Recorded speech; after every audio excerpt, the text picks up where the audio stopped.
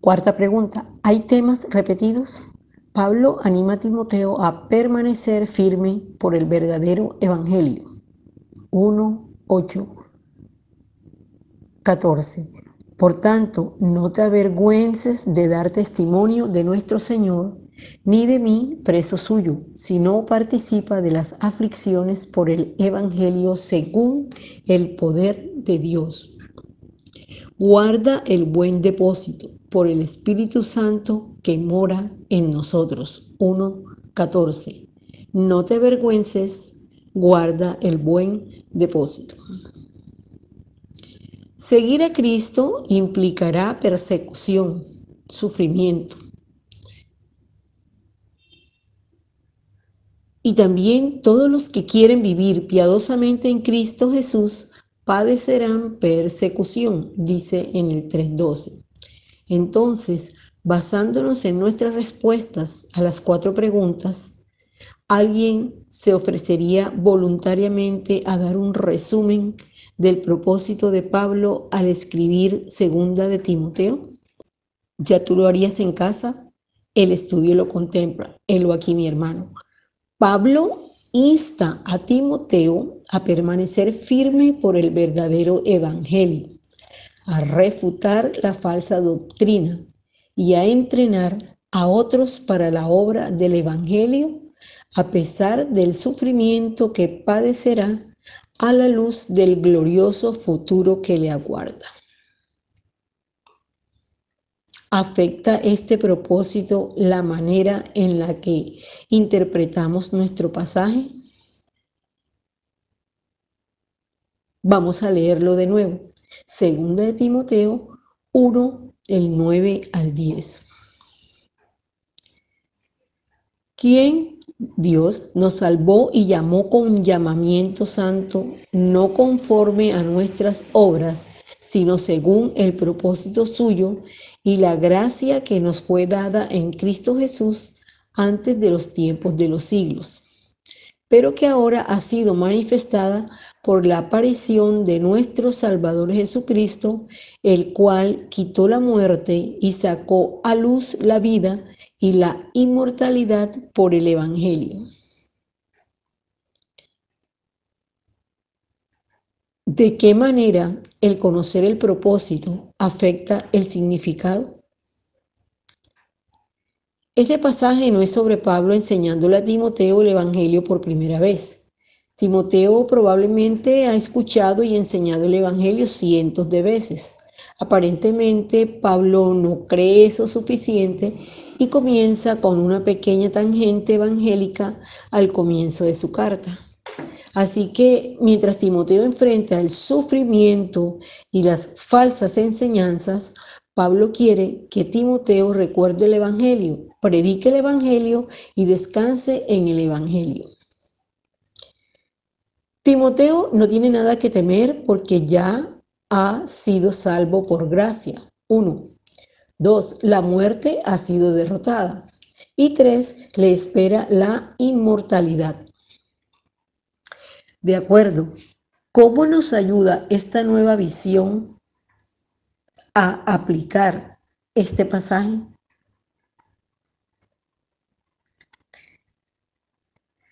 Lo veremos en 3 puntos claves. ¿Alguna vez has tenido que aconsejar a un amigo o cónyuge que atraviesa una situación difícil, pero sientes que no tienes nada sabio que decir?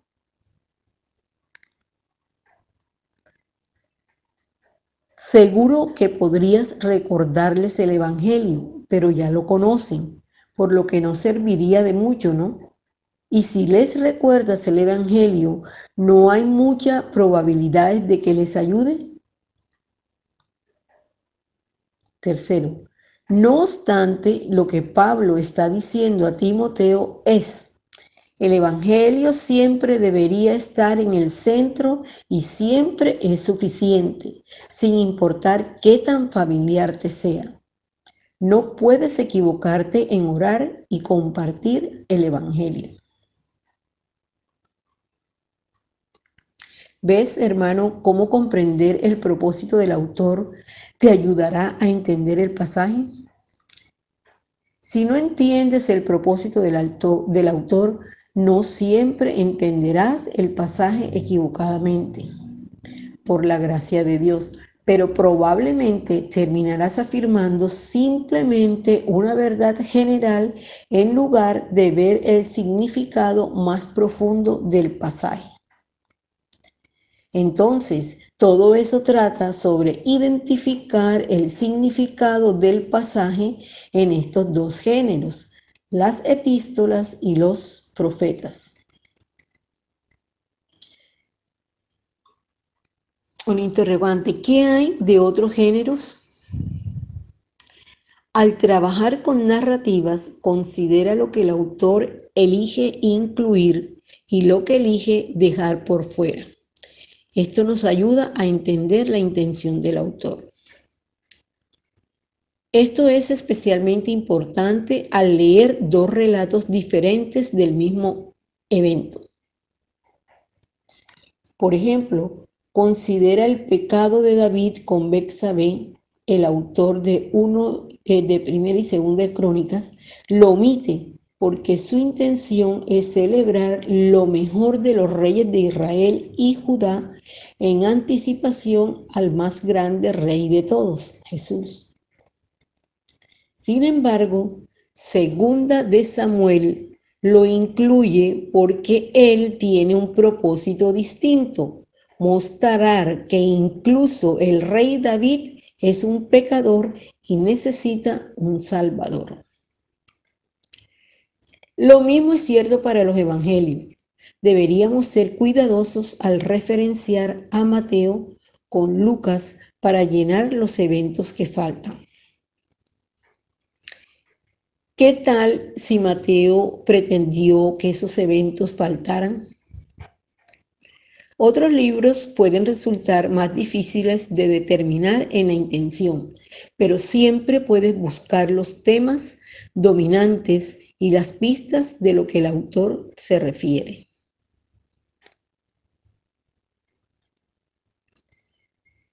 Bien, recordemos que el otro aspecto a estudiar en esta oportunidad es contexto.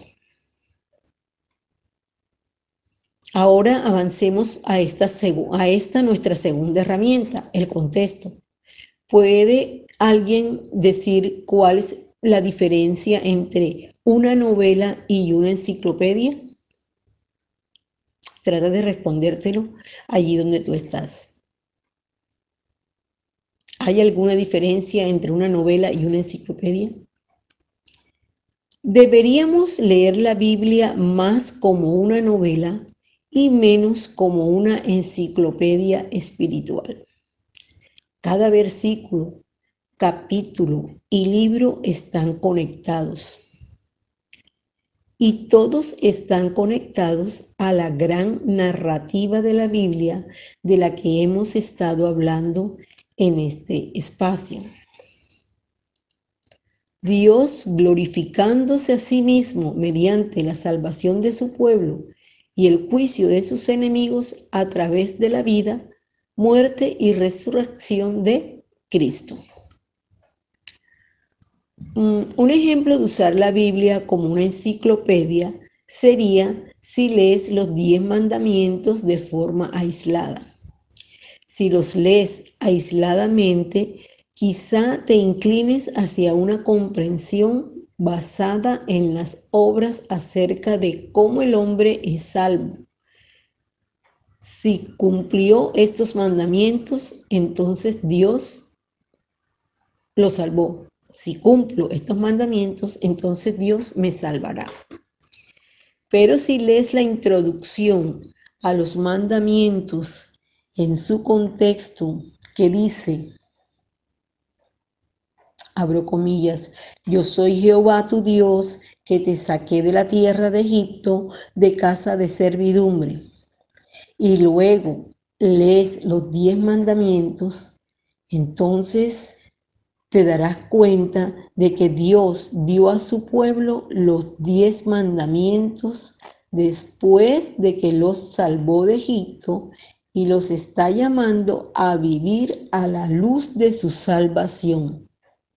No les está diciendo cómo ganarla. Así que al estudiar un pasaje de la Escritura, es esencial que preguntemos cómo el pasaje encaja en lo que viene antes y lo que viene después de él. Eso hace referencia a lo que es contexto. Al pensar sobre un pasaje en el contexto de toda la Biblia, es importante tener en cuenta dos lentes distintos. El primero es la teología sistemática. La teología sistemática es una categorización de la verdad bíblica.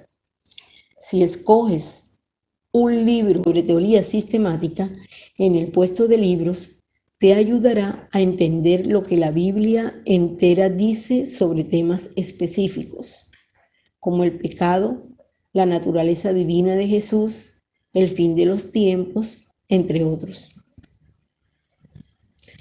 El segundo es la teología bíblica. Es la trama del plan de Dios de redención que fluye desde el comienzo de Génesis hasta el final de Apocalipsis.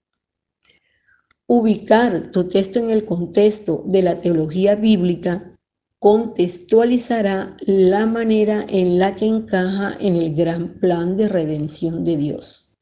Y eso es importante. Porque si solo pensamos en el contexto de la Biblia en términos de teología sistemática, perderemos parte de la textura y la fuerza de lo que está ocurriendo. Por ejemplo, digamos que estoy estudiando la condenación de Dios del pecado de Israel en Amós. Pudiera pensar sistemáticamente sobre el pecado a lo largo de toda la Biblia, y ese es un buen contexto. Pero el estudiar simplemente una foto instantánea de lo que la Biblia enseña hará que pierda algo en Amós. En cambio, ayuda a considerar cómo la doctrina del pecado se ha desarrollado hasta este punto en la Biblia. Y cuando haga eso, veré que en este momento el pueblo ha vuelto a su pecado después de que Dios les mostrara su gracia. Una y otra vez, durante generaciones, durante docenas de generaciones a lo largo de cientos de años, hasta el punto de que la verdadera pregunta sobre el pecado que debería estar sintiendo es: ¿por qué motivos Dios todavía soporta a esta gente?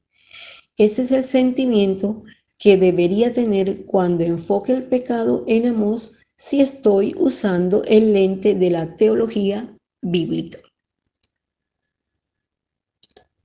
Examinemos un versículo familiar para que puedas ver las implicaciones de leer un versículo en contexto.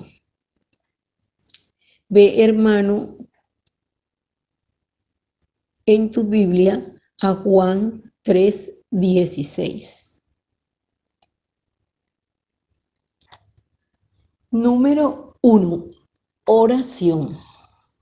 Porque de tal manera amó Dios al mundo que ha dado a su Hijo unigénito para que todo aquel que en Él cree no se pierda, mas tenga vida eterna.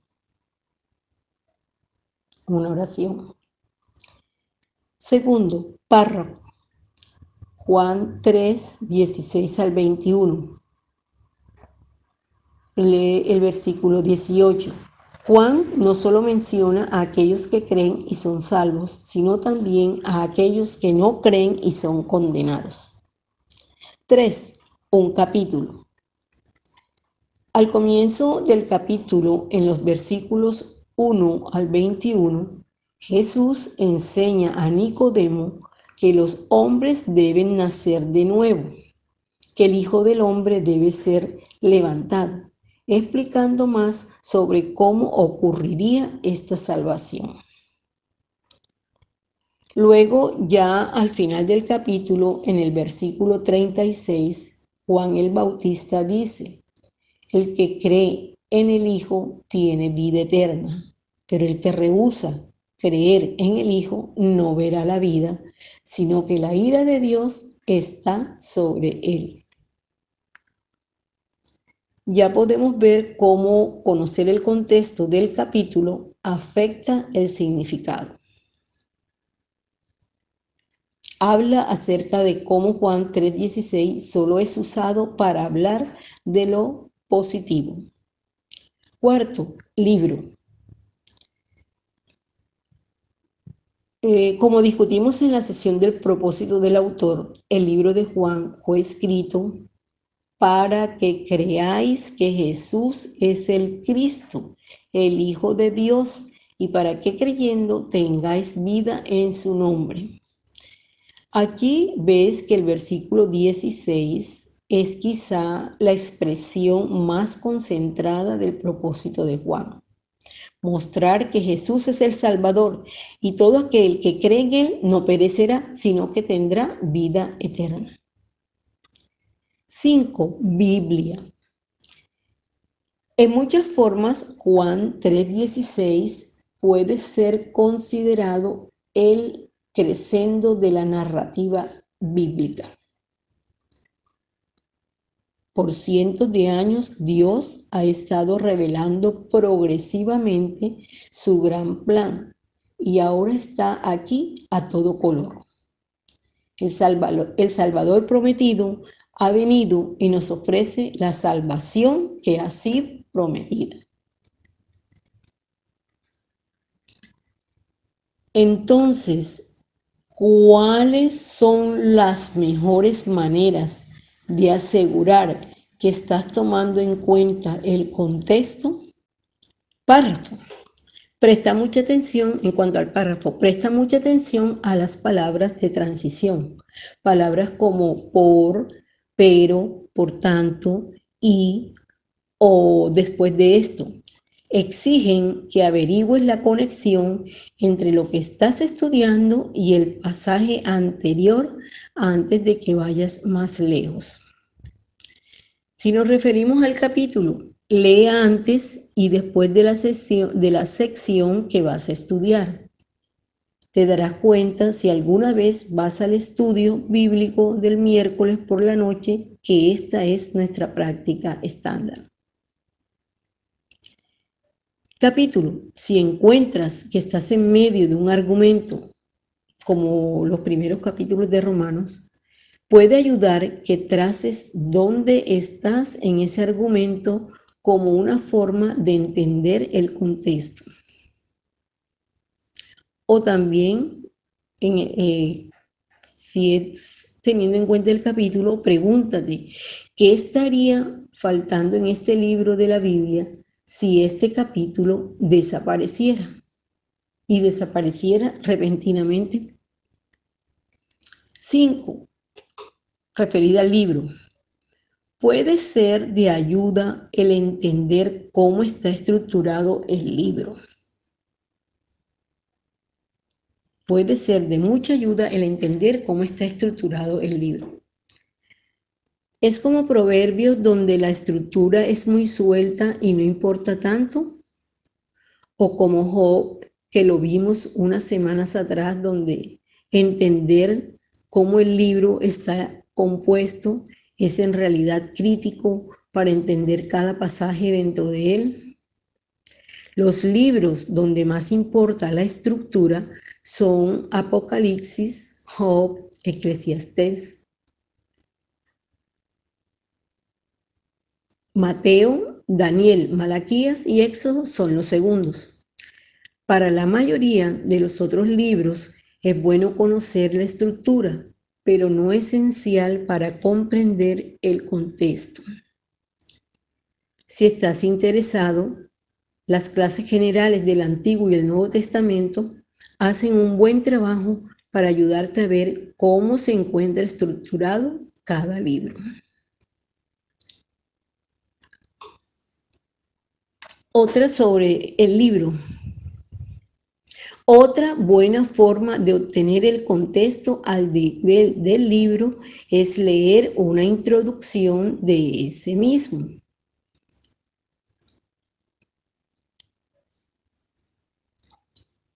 Como la encontrarías en una Biblia de estudio o el introducción al Antiguo Testamento o Nuevo Testamento en la repisa de libros o en la biblioteca. Biblia. Un buen libro de teología bíblica puede ayudarte a comprender dónde encaja tu pasaje en la corriente general de la Biblia. A manera de conclusión, retomamos que hoy hemos hablado sobre usar dos herramientas: el propósito del autor y el contexto, para ayudarnos a descubrir el significado de un determinado pasaje.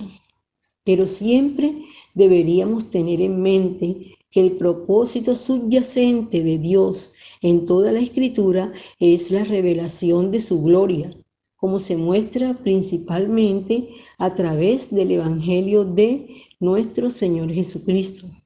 Por tanto, cuando nos sentemos a estudiar la palabra de Dios, mientras buscamos discernir el propósito y el contexto de un pasaje, debemos hacerlo con el objetivo de crecer en nuestro conocimiento de Él en toda su gloria. Hasta aquí hemos llegado en este espacio. Demos gracias al Señor por la enseñanza que nos ha dejado a través de esta parte del estudio, esta parte del discipulado. Que cada día sea el Señor enseñándonos, permitiéndonos buscar, como dice el estudio, discernir el propósito y el contexto de un pasaje, porque esto nos hará crecer en nuestro conocimiento de Él, de su palabra, para ponerla en práctica en nuestras vidas y en nuestras relaciones. Gracias a los hermanos que escucharon esta parte. Que Dios les bendiga, que Dios les guarde, y preparémonos para el servicio de hoy. Que tengan una bendecida mañana, un bendecido domingo, en el nombre de nuestro Salvador. Amén.